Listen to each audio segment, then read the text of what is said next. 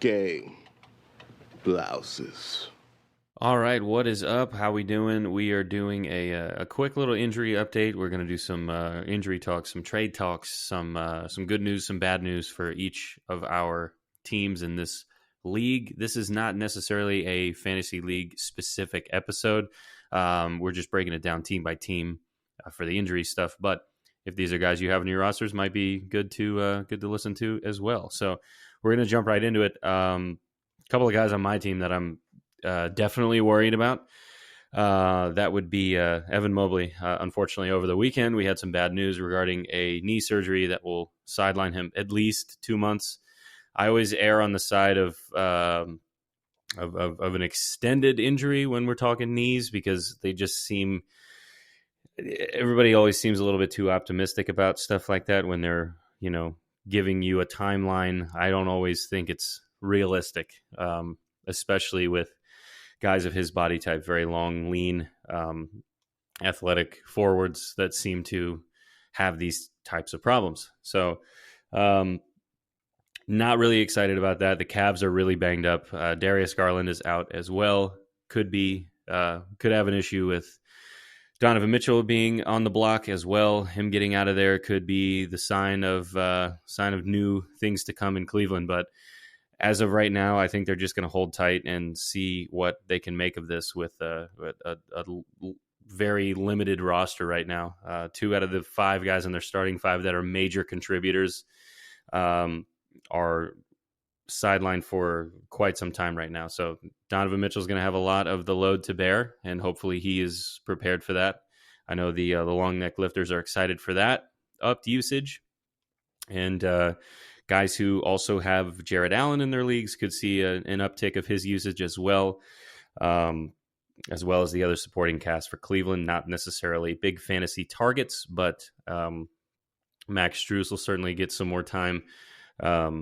And Isaac Okoro could see some more minutes, but nothing as significant and as impactful as Darius Garland and Evan Mobley would be. So another guy that I'm a little concerned with on my team, we'll get into the trade talks in just a second, but another guy I'm a little bit worried about is Zach Lavine.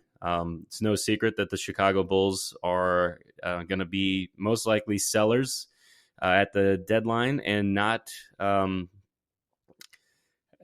they're not going to be good for a little bit here. They tried, they rebooted it, and it's not looking great. The project with Vooch and Caruso and DeRozan and others is not panning out the way that they wanted it to look. So Levine's requested a trade. I don't think that's a shock to anyone, really. He's expected to miss another month, approximately. I would say it's probably about 3 to 4 weeks out, and trade deadline's middle February, so we should be seeing him in a new jersey, I think, before then, based on the timeline of the Bulls right now and how they're kind of struggling. They're 5-2 without him. Kobe White has seen a significant uptick in minutes and usage, and the guy can flat out play. So why not? Let's give it a shot. So Lavine is out for a little bit, and that's one that kills you in points. Really, is where you're going to see the biggest impact. Obviously, he's not going to get many assists, but threes, free throw percentage, and points are taking a big hit on my team. So that's a little concerning for me that I'll be out another guy like that for an extended period of time. Hopefully he finds a nice happy home in the next couple of weeks, maybe a month, best case scenario, and then he immediately starts to shine and get a nice rhythm going. But as of right now, he's still banged up with the foot inflammation. He was ready to go, but it looked like I don't know. It could have been him saying, I don't want to play for these guys anymore, and my foot's swollen again, or it could have legitimately been an issue where they misinterpreted his progress based on what they've seen. So he was scheduled to gear back up early December, and they took a look at it and said, this thing isn't going to be ready for another 3 to 4 weeks. So we'll see what happens with that. But I'm not very optimistic about the Bulls as a whole. I don't think that's a secret. Going into the season, I was very low on them. defensively, offensively. They just seem like they have a lot of pieces that don't fit. They have solid pieces. I mean, Vooch is going to be up there in total rebounds. Do I think he's a guy that is going to be stellar, in all facets of the game and do things for you in winning time? No, not even close. But there are guys on this team that if and when moved, will be significant pieces to their new respective teams. We'll get into that in trade talks in a minute. That's it for my team. Fleeced and feathered, top of the league in the power rankings right now. He just got Tyler Harrow back, so he's doing well as of right now. I don't think he's moved him from the IR slot, but it'll probably be reflected in Monday's lineup when this episode will come out. So hopefully that has changed. If not, make that move and let's get him back in the lineup. Has a big game against the Orlando Magic on Wednesday, which I will be watching with my good buddy, the manager of Tyrese's Pieces. So hopefully we can channel some good luck and not have to lose to those fuckers again. Another bad one today, but we're going to bounce back, I think. Kyrie's missed 5 straight. Could be weeks. Not really sure of the extent of the injury, but he's dealing with some stuff, and it's not looking good right now for the Mavs in that regard. They've been playing good basketball. Luka's doing his thing. He's obviously he's getting more touches, he's controlling the ball more, and he's having a ball out there. But they do need that piece to really get them to the next level, to level up. So hopefully he comes back soon. Another guy is day-to-day on his roster is Terry Rozier, one of the best free agent pickups of the season so far. I've said it. He's averaging 25 a game. LaMelo coming back, he's still going to get points. Maybe not over 20, but he's going to look fine. He's just I think he got hit in the face. Got a little nose issue. He's going to be fine. He'll return. I wouldn't put any stock into him being out for long periods of time. He's a tough kid. That's it for Fleeced and Feathered. Up next, we got Long Neck Lifters. This is going by standings, by the way. This is just how it panned out. The only thing that Jack has on his roster is one guy who's sick. So, I mean, it seems like Jack has finally struck gold with. He's had some. I mean, knock on wood, but he's had some pretty solid weeks recently. Of good health after starting a little bit rocky in that regard, but he looks good.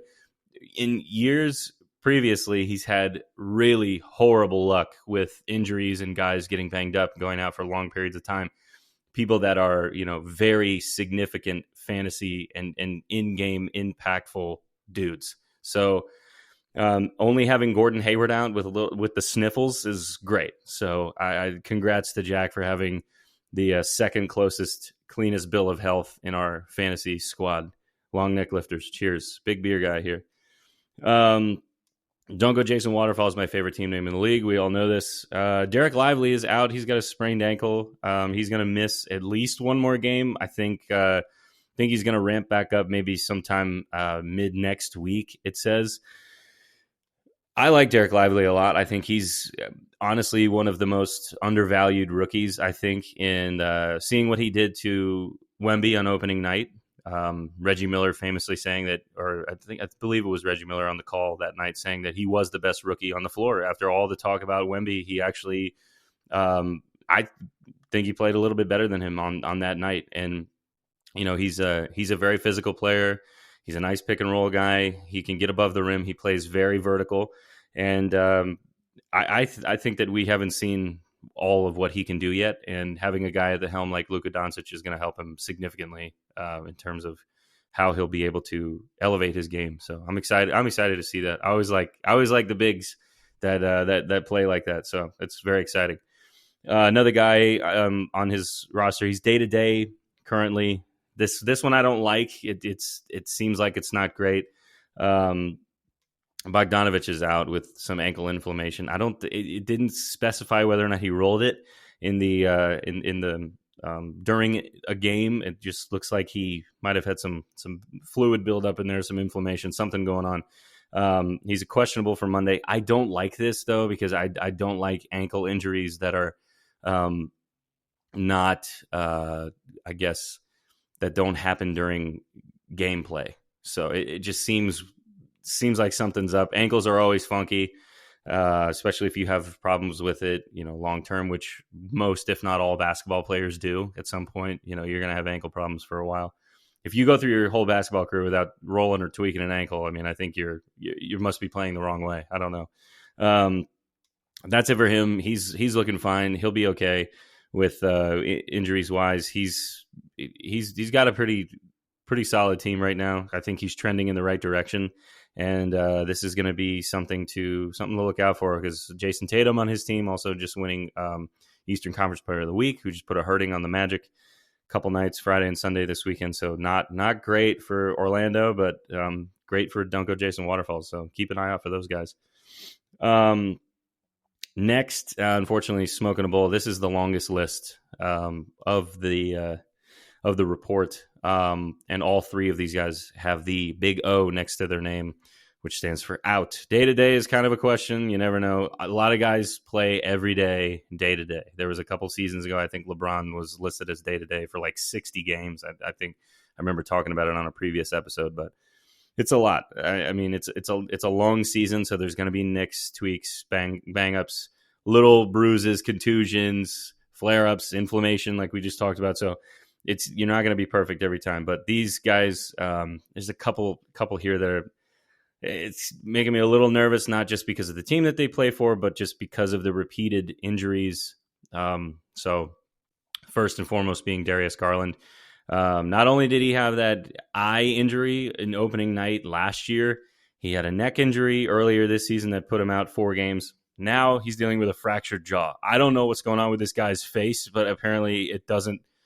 It's a target in a lot of these games. So, I mean, it says a lot about his game. He's always got his nose in there, figuratively and literally. And he banged into Tingus Pingus the other night, Kristaps Porzingis, and that'll do it.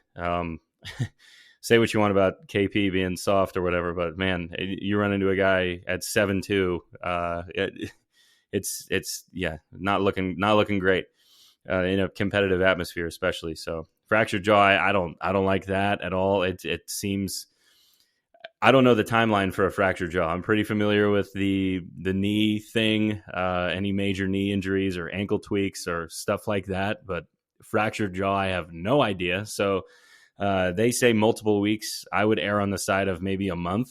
It could be further. I mean, I don't know. He might lose some weight. I don't know how you're going to eat, but it's going to be a lot of protein shakes for a while. So who knows? He's going to be back out there, though. He's a tough kid, and I really like his game. And it's unfortunate what's happening in Cleveland right now with the injuries, because them at full strength, honestly, they're one of my favorite teams in the league, hands down, just because of all the different pieces that they have, and good young big men and exciting, flashy guards. So hope he gets healthy soon. John Collins, this one's a weird one. He's missed 4 straight because of an illness. I'm not sure of the specifics of the illness, but anytime it's like this, you hope it's not anything that is gonna fuck with his conditioning when he comes back, because that's a big thing with the immune system. So who knows? I'm not sure what it is. I don't think it's that serious, but it's just something to take into consideration when you're dealing with a guy who's normally putting up starters minutes, coming back after being sick, missing a handful of games, could decrease that conditioning level that these guys are maintaining throughout the entirety of the 82-game season. And last but not least, the Pistons are a fucking mess right now, and it didn't get any better. Jalen Duren rolled his ankle. I can't remember exactly which game it is, or that he did go out, but he's been on the IR for Smoking a Bowl this week. And he's going to get reevaluated in a couple of weeks. Not sure of the severity of the sprain, but if I'm Detroit, man, and I really want this kid to play, I am in no rush whatsoever to bring him back. Losing 22 in a row, I believe, after tonight or after last night, it's tough, man. It's really tough to be a Pistons fan. I mean, they have a lot of good players. They have a lot of very solid draft picks. They have a lot of guys that will score, that will play well. However, I just don't think that they fit together.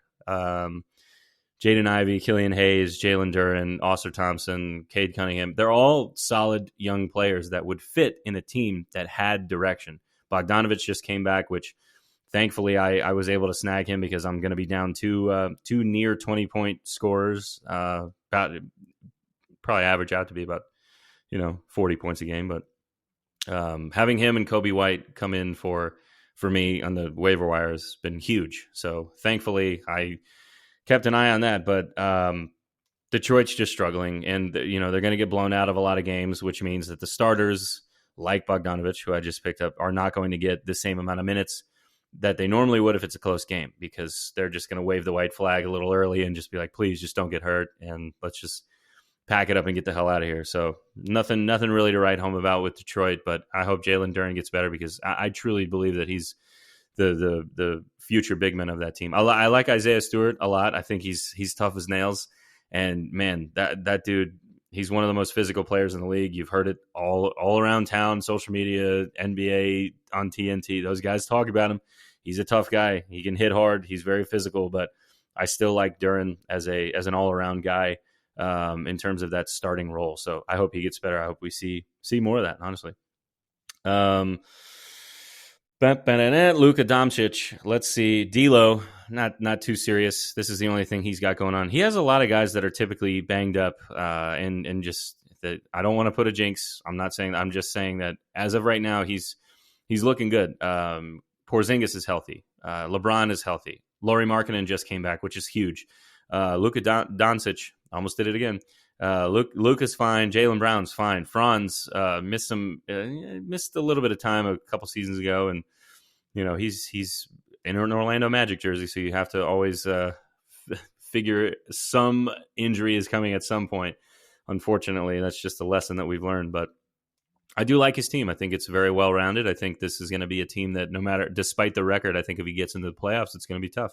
So only having D'Lo banged up right now in a pivotal point in this season, which I believe he's going to get the dub this week. This is recorded before the matchups are finalized, so I hope I'm correct on that.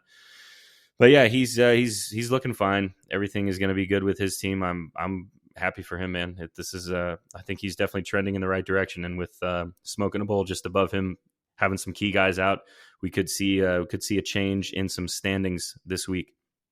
Let's make some noise and give it up for Tyrese's Pieces. He's got the first clean bill of health that we have. Where's the clapping? There we go. Are we going to get it? Somebody clap. God damn it. All right, whatever. Sorry, buddy. Well, I'm clapping in my head for you. Clean bill of health. There's nothing. And to be honest with you, that is a huge surprise to me.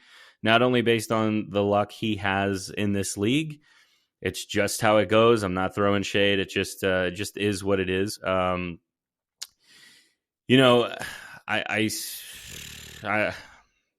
let me retract. It is a clean bill of health, based on the guys that he's had playing for him that are doing well all season long. Now, there is someone who I skipped over just because I'm not, I don't like what's going on here in Phoenix. I think that's pretty clear. So Bradley Beal is on the injury report for him, but I'm giving him a clean bill of health because I don't think that we should even consider him to be at any point in this season going to be productive. I mean, he's famous for this. He is going to get hurt. It's just how it goes. I mean, for Christ's sake, he played 5 fucking minutes on Friday night, and this shit happened. He's going to miss another few weeks again with a right ankle injury. So other than that, he's got a clean bill of health. So maybe that's why the applause was holding off, because I skipped over him, because I just completely don't even acknowledge him. But just a quick thing. Make sure you throw him in the IR slot so you can bring DeAndre Ayton back, who was in there for a little bit. He just came back, available on Thursday last week, and he's missed a few games, but I don't know what to make of DeAndre Ayton. I don't know what to make of Portland. Anthony Simons coming back for Tingus Pingus, which we'll talk about next, is huge. He's been putting up a lot of big numbers, so that's definitely something to look out for as well. So congrats on the clean bill of health, other than Bradley Beal, which we shall not mention. So you're welcome there. Tingus Pingus, not only did he get Not only did he get Bam Adebayo back, but he did get Anthony Simons back, as we just said. Anthony Simons' last 7 days, he's averaging 27 points, 3 rebounds, and 5 assists. He's looking good. We all knew his capability to score the basketball. We saw it last year with Damian Lillard gets shut down for the season, and whenever he's hurt.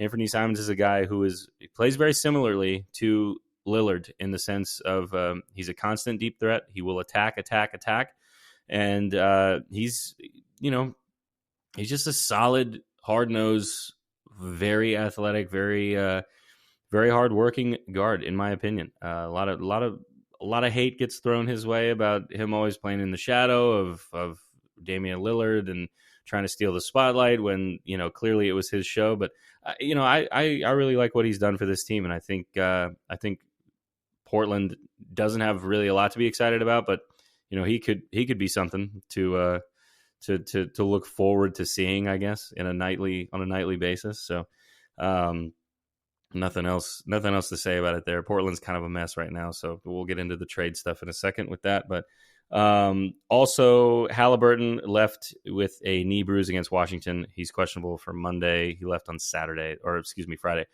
Not good, but I don't think it's anything to be super concerned about. I think he's going to be fine. And it wasn't any structural damage. I think it was just a bruise. So he's probably just dealing with a little tightness, little limited range of motion. So I think he'll be okay. Middleton was the other guy technically listed as day-to-day on his roster, he was just out for rest. He is playing tonight. We're recording this on Sunday, just before the Week 8 matchups have concluded.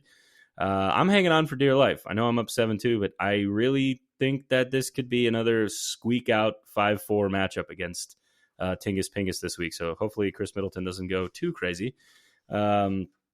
That's it for him. I like his team. I really do. I mean, Devin Booker is a killer. Scotty Barnes, early front runner for most improved, in my opinion. I think he's going to be great. Kuminga is going to get upped minutes, and Kuminga is a guy that a lot of people, I think, gave up on a little too early based on what he was, the length of the reins that he was given in Golden State when they were on their title run. But he's a solid player. He's one of the most athletic guys on the floor every time he's out there. He's still very young. He's athletic. He's versatile. He is, and he plays very vertical. So it's just something to look at, man. I mean, his last 7 games, he's looked pretty solid. 14 points, 5 rebounds, and just 1 assist. But he had a great game against OKC on December the 8th, which was about a week ago now. 24-12. And he's averaging 25 minutes in the last 7 games, 5 minutes up from what he normally averages in the season. But now that Draymond Green is out for an indefinite amount of time before he completes his homework, which is much different than Kyrie's homework that he had to complete last year. But he will be, or 2 years ago, he'll be back in the lineup, and I'm sure Kuminga will be. I think the minutes will go down accordingly. But as of right now, Kuminga is he's a solid piece to have on this roster. So, right, let's take a look and see everyone for sale. No, excuse me, Randy Bobanders. We skipped the team. De'Aaron Fox, he's day-to-day with a shoulder. There's minimal details on his injury. Mike Brown didn't really specify on what specifically is going on, so he's hit with that day-to-day tag. I think he's still leaning questionable, which is better than doubtful, but he's still dealing with that. Clint Capella missed his first game this Saturday because of a knee injury. It's very unclear as of now the extent of the injury. Onyeka Okongwu is in the starting lineup now. He'll be seeing an uptick in minutes, which is great news for whoever has him, because they split a lot of the time together, and they still put up big numbers. I mean, both of them are solid rim protectors, solid rebounders, and just 2 feet and in guys that are going to get you high percentage buckets all the time. Free throw line, another story, but Capella, I always liked Capella. I was a big fan of his game when he was on that team with Harden and the Rockets, and I like what he does. So I hope he comes back. That's a big loss for Randy if this is something bigger, but I don't think that it is. I think we would have known more had it happened Saturday, and now that it's Sunday, I think we would have known already if there was any sort of severe structural damage. Hopefully, I'm correct on that. And then Anthony Davis. I know a lot of you are probably saying like, "Oh yeah, no shit. Of course he's on the injury report." Well, I'll have you know, guy who is talking sarcastically to me, that he hasn't missed the game since November the 8th. That's over a month, so settle down. He's been playing fine. He had an unbelievably dominant showing in the in-season tournament finale, 41 and 20 rebounds with, I think, 4 blocks to boot. This is a hip and groin issue. I don't think it's anything nagging. I don't think it's anything that is going to be long-term. I think they're just going to play it safe right now. And Jackson Hayes and Christian Wood will definitely see an uptick in minutes. I like both of those guys, honestly. I think Christian Wood's just in a weird spot right now. But Jackson Hayes, I think, he's an incredible athlete. He's I think, a very undervalued player in that LA system. So hopefully he gets more touches. He's an exciting guy to watch when he's out there. All right, last but not least for the injuries, and then we'll take a quick break and talk trades for a minute, and then we'll be done. But everybody for sale. Everyone for sale, not for free. Let's clarify that. Colby sent out some Tingus sent out some eggnog-induced trade requests that I believe all were denied. So it is that time of the year to kind of take a look at your roster and see what you can do, see how you can improve. I currently have a couple of guys on the block right now, maybe not so enticing to the contenders in the league, but if you're looking to get over the hump in that 6 to 10 spot, maybe you want to shake some things up and give me a guy, help me out and pump my assist numbers up a little bit. I'm going to be losing I'm losing 2 big contributors. 2 out of my top 4 guys are out for extended periods of time. So I am a little nervous about that, but we'll hopefully be looking at less time out, but with a knee surgery and a looming trade request with Lavine and unclear timeline with his inflammation in the foot, I don't think that we're going to see the time get cut any shorter.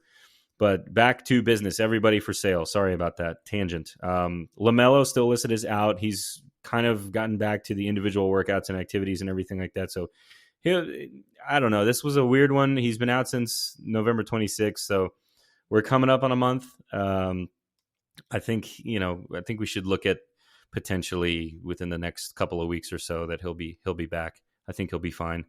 PJ Washington, he's out. He missed the last 2 with a shoulder injury. He's still listed as day-to-day. I think he'll be back. It doesn't seem like anything serious, just something that they're kind of keeping an eye on.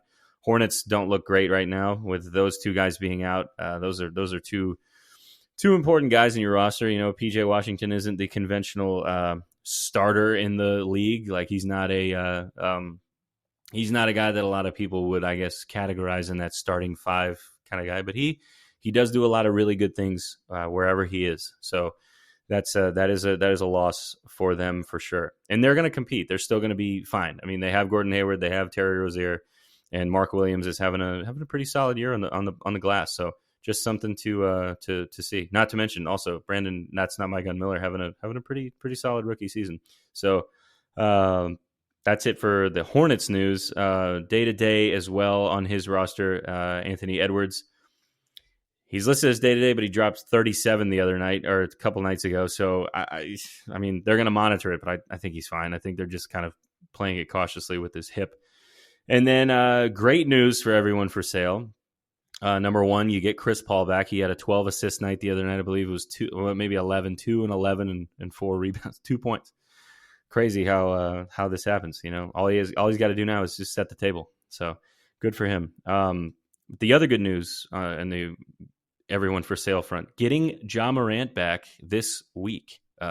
Later on this week, this will be the conclusion of his 25-game suspension. He will be back. He will be at the forefront of the Grizzlies' potential climb out of the cellar. Now, not the dead cellar. They're not as bad as San Antonio at the moment or Detroit, but they are looking for a quick spark that could potentially get them out of this, abysmal start that they've had. So hopefully when he comes back, not only will this be a little a little energizer for the Grizzlies, but it'll also give everyone for sale something to look forward to. As of now, he's sitting at 0-6-1, which is not good, but remember, not a death sentence. This is not football. We have plenty more weeks to go, and you could potentially make some things happen. So this is what we've been talking about the whole time. We knew he was going to be out for a little bit. He's back. Other than who I just mentioned, I mean, and you take Anthony Edwards out of it because I think he's fine. He's a fully healthy team. When LaMelo comes back, this might be a sneaky good team. Chet Holmgren is still solid. Alfred Şengün having a great year. So just something to see, just something to look at. But remember, if this continues to trend negatively and we don't get a lot of wins, we will be paintballing you, and it will hurt a lot. And we're going to try to find a way to do that. But as of right now, Jake is everyone for sale is in the running. By a couple games, it's still close. Still only a couple games out of the next spot. But as of now, he's the front runner for the paintball punishment. So hopefully that doesn't have to happen. All right, we're going to talk trades real quick when we get back, and then that'll be it. But we'll have another couple episodes coming out soon. So just wanted to do some around the league news rather than just what the scores are. So hopefully this helps with guys that are outside of our league as well. So we'll be back with some trade talk. Here we go. Okay, let's take a look. I got some trade notes that I made, just gathering information, reading some articles, listening to some podcasts, listening to some team interviews, some beat writers, some tweets, some threads, whatever the fuck that is. And just a lot of things are, a lot of what is going on in the trade world right now is not necessarily, unique. What you're getting from me, that is, this isn't going to be new news for you. It's old news that Zach Lavine wants out, that he has requested a trade, and the likelihood of him being dealt before the trade deadline is exceptionally high. That's not new. We know that, but hopefully you take something out of this and you learn something new. But all of this readily available for you on Google. It's just kind of all over the place. This is what I've sort of pieced together from a lot of it, because a lot of the times what happens is the hometown teams will report on who they want to get traded, and it's very clear that they don't like this person, but there's absolutely no chance that the trade will ever happen or that they will get rid of this guy, yada, yada. So just some teams that have shown up as buyers or sellers in the recent trade rumors. Sacramento, LA, New Orleans, Golden State, Chicago, Cleveland, Raptors, another big one, Atlanta, Pacers, and the Clippers. Clippers not so much in terms of trade, but Clippers are playing well. They are, I think, 11-3 since James Harden took over as their starting point guard and Russ came off the bench. RIP to Russ on my team. Couldn't hang on to you, but I'm sorry. I was too banged up. I can't hold on to a guy coming off the bench. Hope you understand. No love lost. I still think Russ is a great guy. Unfortunately, PJ Tucker's just out there. He was out there getting cardio for a little bit, and he's now been slid down a little bit on the depth chart. So he could potentially be bought out. I think that's kind of that's in the rumor mill. I don't think that's necessarily big news, which is why we're starting with it. So just keep an eye on that. If, it's really only beneficial to you if that's your team, but fantasy wise, this is not going to impact a whole lot. Excuse me. All right, let's break it down. Sacramento. There was a trade that I saw over the weekend that it was something that they were, had on the table.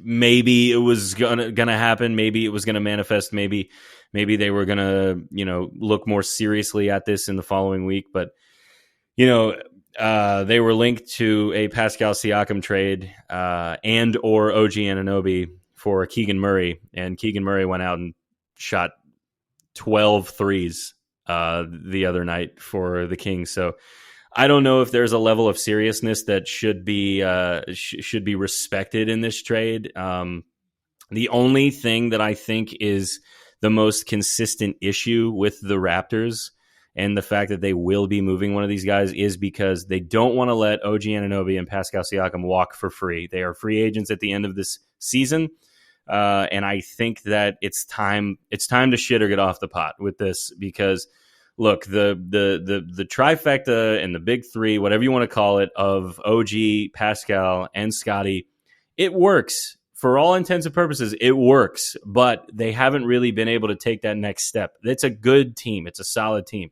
As Kevin Garnett famously said, if you didn't take Toronto seriously a few years ago, they were going to come in and bust your ass up. I mean, that's just what happens. I mean, Scotty Barnes is a unit. I mean, I don't think a lot of people understand how big this man is, and he's got huge hands, huge shoulders. He's very physical. He's fast. He learned how to shoot from three this offseason. He's just a guy that is he's got a long future in this league if he stays healthy and keeps elevating his game season by season, which he has already done. So I'm excited for that.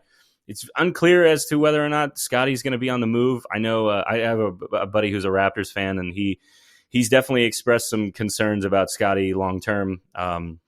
But all in all, the Raptors are probably the second team that is second most likely to trade before the deadline. I think they're ready to pull the trigger on something because they don't want to let these guys walk. Another guy that's in the circuit for them in the trade rumor mill is Gary Trent. That could potentially be a piece that not only is that's not the focal point of what you're going to get out of the trade, but it's definitely something that could be a pairing of OG and Gary Trent, or Pascal and Gary Trent. So just something to look at for there. If you are a Toronto Raptors fan, hold on for dear life. I have no idea what the fuck you're going to get in return for these guys, but it looked like Sacramento was leaning towards dangling Davion Mitchell over Keegan Murray for a trade involving those guys from Toronto, which, if it's me, I'm not sure how likely I am to pull the trigger on that, but that's just saying that because I think you're giving up a lot of length already and you're not getting a lot of it back. And they already have a guy that has been playing pretty well at the point in Dennis Schroeder. So we'll see. LA, let's be real. The Lakers are always going to be buyers. They're going to try to make moves. Anytime LeBron's on a team and he sees somebody he doesn't like, the wheels are going to be turning. So I think currently they're the favorites to land Zach Lavine. It's unclear as to whether or not they're going to give up Austin Reeves, or D'Angelo Russell, or some of the other younger pieces that they signed in the offseason. I don't think that AD is going to be linked to this. I know a lot of people are like, it's time, let's get him out of here. He's not a star. We know he's going to get hurt. Let's bring in somebody who's going to score the ball. But I don't really think people understand how impactful Anthony Davis is when he's in there. I know the trope is, let's make fun of him, he's always hurt. But when he is available, which I know it's not all the time, but when he is in there and he's playing like his hair's on fire, like he did in the in-season tournament, when it was win or go home, he was kicking the shit out of people. So no, I don't think he's linked to this. I think the big three of Levine, AD, and LeBron could potentially be very scary. Now, will the prodigal son, return to LA? I know that Lakers fans, some of my friends in particular, would be super stoked about that, but I feel like if you do bring Caruso back, you will have to move Austin Reeves. White guy for a white guy. That's just how it goes. I'm kidding. But Levine, I think favorites are the Lakers. I think that'll be great for him. He's going to have the freedom to do whatever the hell he wants, because the Lakers, quite frankly, don't really have a lot of guys at the guard spot that can take somebody off the dribble, rise above, and score 25 a game. So hopefully that this gets shook out the right way for him, and my fantasy team will be back to full form with that. New Orleans, there's not really a lot to report about New Orleans right now. The only thing is that they could emerge as a seller, because I think some rumblings in the Twitter sphere and the Bleacher Report sphere are that the New Orleans we are who we thought they were, and they're not competitive enough to compete with the top tier guys, and it might be time to reevaluate what they are trying to build. I like the guys on their team, but it's very similar to a Chicago sense in that they have a lot of really good pieces, but I don't know if they fit together right now. I love CJ McCollum, love Brandon Ingram. I love Zion when he's out there. Availability is the best ability, but I just don't think that right now is the time to kind of wait for the value to change and trend upwards, because Zion obviously has history of injury. Now we have the second collapsed lung with CJ McCollum. So maybe they're selling. I don't know. This could be the reboot that New Orleans is looking for, but I'm not 100% certain what's going to happen with this. But I hope that it's something good for them, because I truly do enjoy watching those three guys that I mentioned on that team. Jose Alvarado too, sneaky. I mean, really fun guy to watch if you're a basketball junkie. Now we have to address Golden State Warriors. Obviously, this wasn't great. The last week or so, we have the Draymond Green suspension. We have a very streaky, for lack of a better word, Klay Thompson, Chris Paul being out, and it's just a lot of up and down with them. There's not a whole lot to write home about. I think the main concern with them is, where do we go from here? I think a guy like OG Anunoby would be phenomenal on this team. A 3-and-D guy. They need some perimeter defense. They may have to give up a piece of the core, and that's the biggest question about the Golden State Warriors is it time to blow up this core, or do we just ride this out and let them retire and let this thing just, eventually fade into nothingness? Or are we going to try to keep the dynasty alive and still build something reasonable around Steph to where we can do one more run here? I don't know. I'm very uncertain about what it is, but I don't think they're thinking about trades so much right now. I think they're just thinking about getting back to full strength, getting back with Draymond, and hoping that he becomes a better player from this recent stint of his acting out, for lack of a better word. I think that his presence is crucial to a championship team. I think everybody needs somebody like this, but it gets to a point where it can be a little bit irresponsible, the fire that you play with. And I think that's what they're seeing right now. So can't let the emotions get the best of it. This is coming from a guy who punched a chair and broke his hand in a high school game that didn't fucking matter. So yeah, take it with a grain of salt, but it is definitely something that they are all monitoring very closely, and the trades are not really a big part of their concerns right now. So there you go. The Cavs. Are they ready for everything to just blow up? Are we looking to move Donovan Mitchell to New York, which was always I feel like it was the plan, and that never happened? Who knows? Knicks are linked to a lot of guys that because they're a big market team. People want to play in New York, and I don't know what the Cavs are going to do. I would imagine they're going to try to be buyers at the deadline. That's just a prediction from I don't know. They don't really have a lot to dangle really to get a core piece in return for that if they are buying. But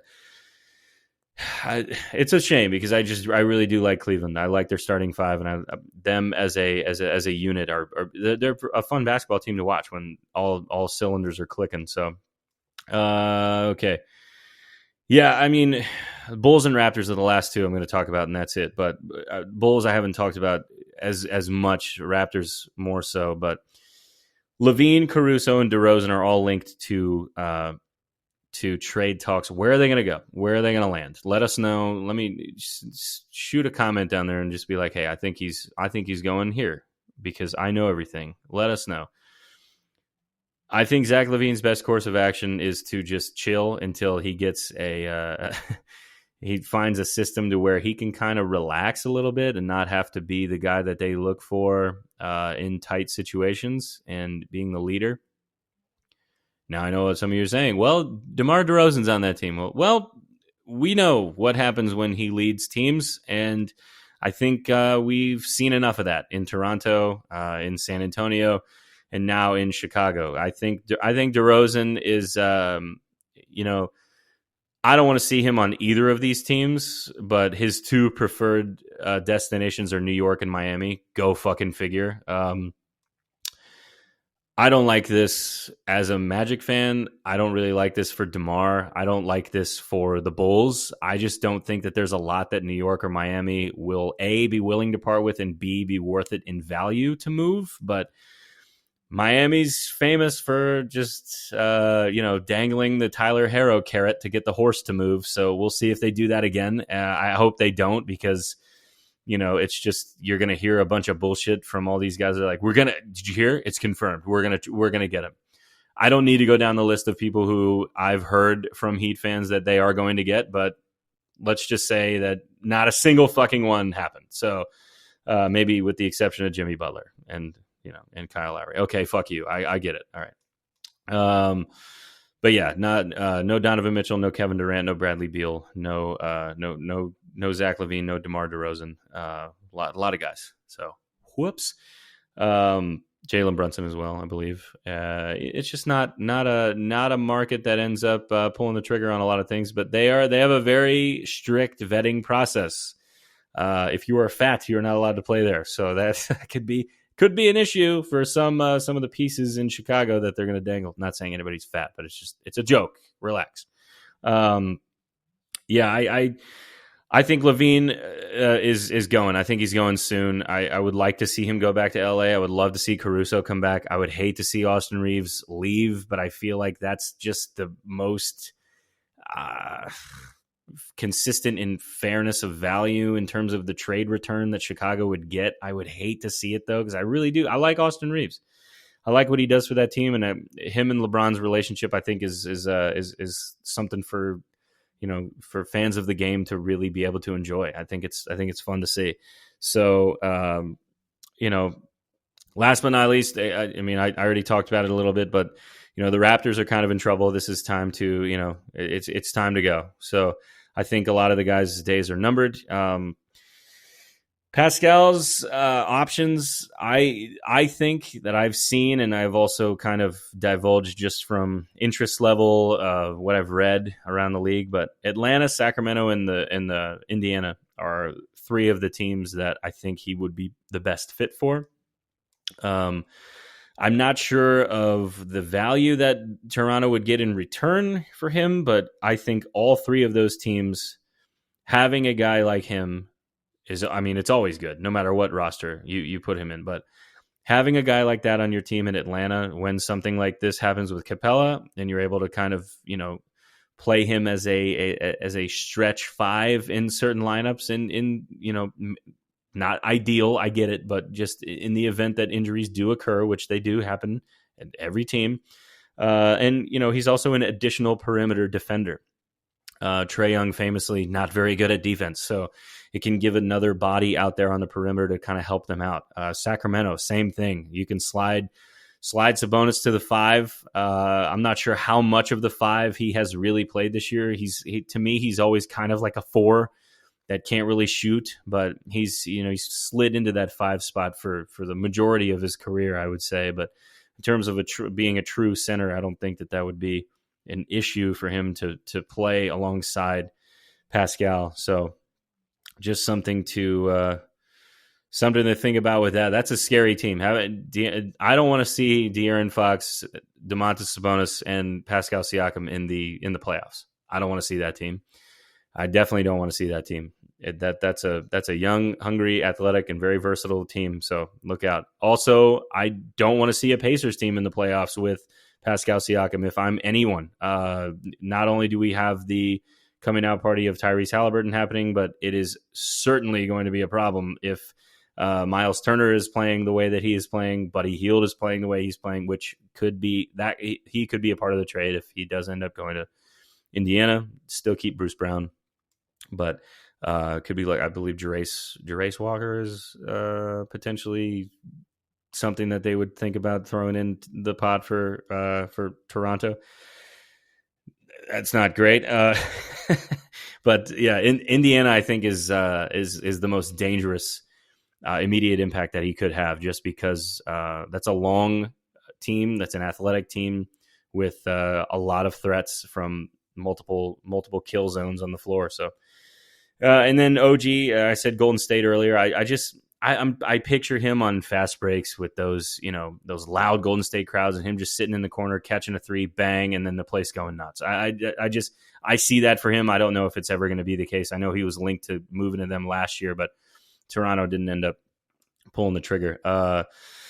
Detroit is another one that he was talked to. I hope to God that OG Anunoby does not end up in Detroit for the sake of his sanity, because it's a mess over there. He's, OG's still a pretty young guy, and he's going to have to go in there and be the veteran. Uh, so who knows? And then, of course, Sacramento also linked to him as well. Depending on the value of what Toronto is getting in return, they could end up sending both of those guys to the Kings, which that's bad news bears for California and the rest of the Western Conference. So I like right now, I would say that the only thing to really truly keep an eye on in terms of the immediate future would be Zach Lavine and Pascal Siakam. I'm not sure OG Anunoby will get dealt before the deadline. He could be, but I think those two guys are the most consistently talked about in this atmosphere that we're currently in. So something to keep an eye on. But that is it for us. That's some injury news. That's the trade talks. It's still week 8. It's early. There's enough time to come back in whatever league you're in. So if you are if you're struggling with some injuries, or you don't know where you're going to make up some of that ground, just check that waiver wire, see who's backing up who's had a good last 7 days, and just take it week by week, man. You don't need to look at big picture right now. So just get those wins and hang on for dear life, and hope that those injuries don't get any worse. Really, that's all you can do. So it'll be an exciting couple of weeks. I think I think some trade talks are actually going to get serious here in the new year. But if I don't see you guys before then, Merry Christmas, Happy New Year, and we'll talk soon with some Week 8 updates, some Week 9 predictions, and also another Orlando Magic rant. Here we go. All right, I'll see you guys soon. Thanks for stopping in. See you soon. Gang. Blouses.